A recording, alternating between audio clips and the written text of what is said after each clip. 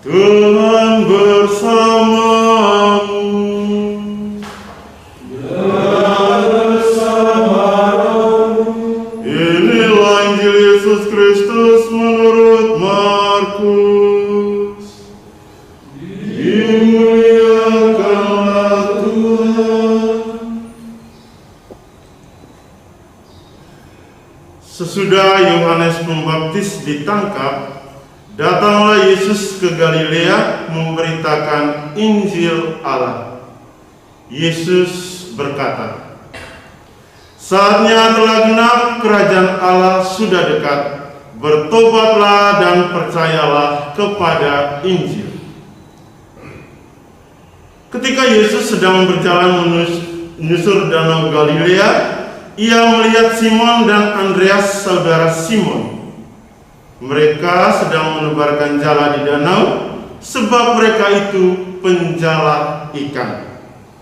Yesus berkata kepada mereka, "Mari, ikutlah aku, dan kamu akan kujadikan penjala manusia." Lalu mereka pun segera meninggalkan jalannya dan mengikuti Yesus. Setelah Yesus meneruskan perjalanannya sedikit lagi, ia melihat Yakobus anak Zebedius dan Yohanes saudaranya sedang membereskan jala di dalam perahu.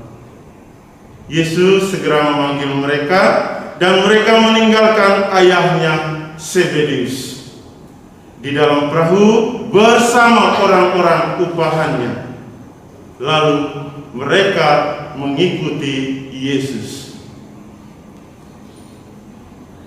Demikianlah Injil Tuhan. Terpujilah Kristus.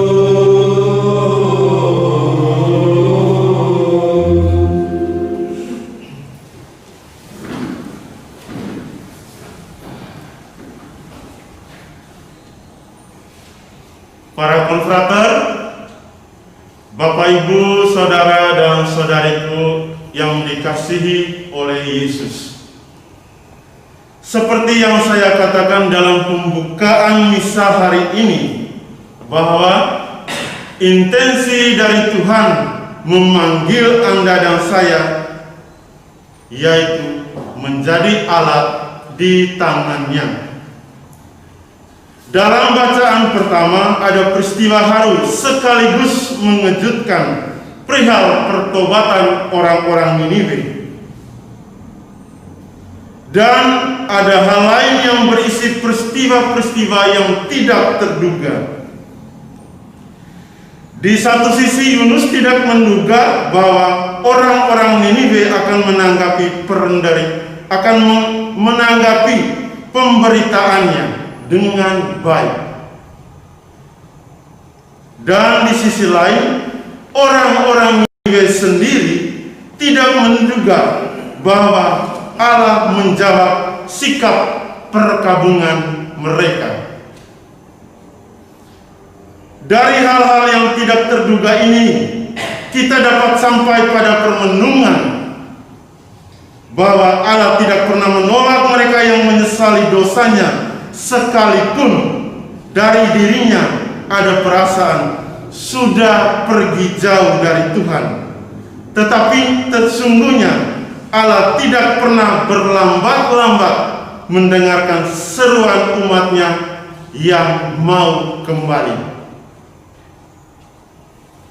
Para konfrater, Bapak, Ibu, Saudara, dan Saudari yang dikasihi oleh Tuhan Yesus, Paulus dalam suratnya kepada jemaat di Korintus menyampaikan nasihat bahwa dalam kondisi genting dan darurat, umat diharapkan untuk tetap bertahan dan menjalankan tanggung jawab Tuhan yang percayakan kepada mereka. Karena mereka tidak akan pernah tahu sebenarnya yang terjadi itu apa. Yang beristri diajak untuk bertindak atau berlaku seolah-olah tidak beristri. Paulus dalam konteks ini mengajak Anda dan saya untuk tetap menjaga keseimbangan antara melayani Tuhan, melayani diri sendiri, dan melayani keluarga.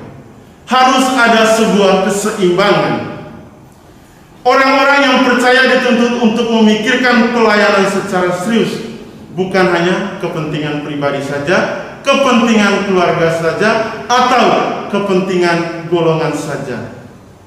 Mereka yang serius pun dalam pelayanan juga harus perlu memperhatikan hubungan antara pelayanan keluarga dan juga keluarga, sehingga tanggung jawab dapat terlaksana dengan baik. Nasihat Paulus ini mungkin sangat terrealisasi dalam keseharian.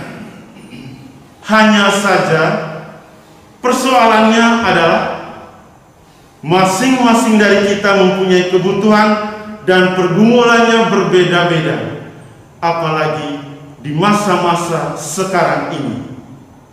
Anda dan saya punya pergumulannya berbeda-beda, sehingga seolah-olah tidak ada keseimbangan antara pelayanan kepada Tuhan dan juga pelayanan kepada diri sendiri dan keluarga. Para konfrater, Bapak Ibu, Saudara dan Saudari yang terkasih di dalam Kristus, panggilan hidup setiap orang dalam mengikuti Yesus pastinya berbeda-beda satu dengan yang lain. Ada yang merasa terpanggil saat masih muda atau sudah tua. Saat seorang sedang mengalami masalah atau saat seorang sedang dalam keadaan sangat bahagia. Ada yang dipanggil ketika dia sedang pengangguran, dan juga ada yang dipanggil ketika dia berada di puncak karirnya. Masih banyak lagi aneka panggilan yang diterima oleh setiap orang. Tetapi intinya seperti ini. Walaupun berbeda-beda satu dengan yang lain, tapi yang pasti adalah Tuhan memanggil semua orang untuk maksud dan tujuan yang sama, yakni untuk menjadi alat perpanjangannya di dunia ini. Hari ini dalam Injilnya dikisahkan bahwa Yesus memanggil 4 orang muridnya saat mereka sibuk bekerja menjala ikan. Tidak sedang menganggur, tidak juga sedang dalam puncak karir-karirnya, tetapi saat sedang bekerja. Mungkin ini baik juga bagi kita untuk merefleksikan latar belakang panggilan kita masing-masing. Tuhan memanggil kita ketika kita sedang apa? Itu akan menjadi kekuatan kita. Tuhan memanggil kita ketika kita sedang apa? Para murid adalah orang-orang yang dipanggil Tuhan dari keluarga yang sangat sederhana. Nelayan, setiap hari hanya menjala ikan. Mereka bukan dari kalangan orang-orang atas, atau dalam beberapa hari lalu saya mengatakan bukan dengan riwayat pendidikan tinggi, tetapi dari kalangan sederhana, yaitu nelayan. Saudara dan saudari yang terkasih di dalam Kristus, panggilan terhadap murid-murid ini semakin menyadarkan kita bahwa Yesus memanggil kita semua untuk menjadi muridnya dalam situasi dan kondisi yang berbeda juga. Yesus memanggil kita dari situasi dan kondisi yang berbeda. Kita tak perlu ragu dengan kemampuan kita, karena seringkali banyak orang merasa dirinya tidak sanggup atau tidak mampu untuk menjadi alat Tuhan. Padahal sebenarnya kalau kita sudah sadar bahwa kita tidak mampu, saat itulah kita menunjukkan kesederhanaan di hadapan Tuhan. Niscaya Dia akan membantu dan menolongkan kita untuk menyelesaikan misi yang Ia tawarkan kepada kita dengan kemampuan yang kita punya.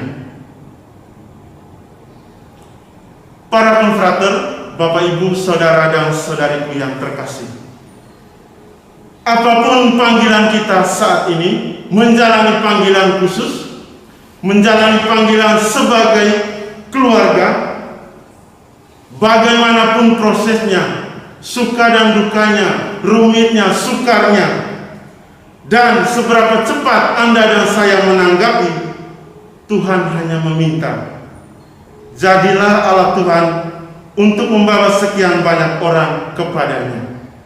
Seperti yang dilakukan Yunus, Paulus kepada jemaat di Korintus, dan 4 murid yang dipanggil untuk menyertai Yesus dalam pelayanan dan karya misinya. Para konfrater, saudara dan saudariku, dimanapun Anda dan saya berada, mari nama Tuhan senantiasa kita muliakan. Tuhan memberkati.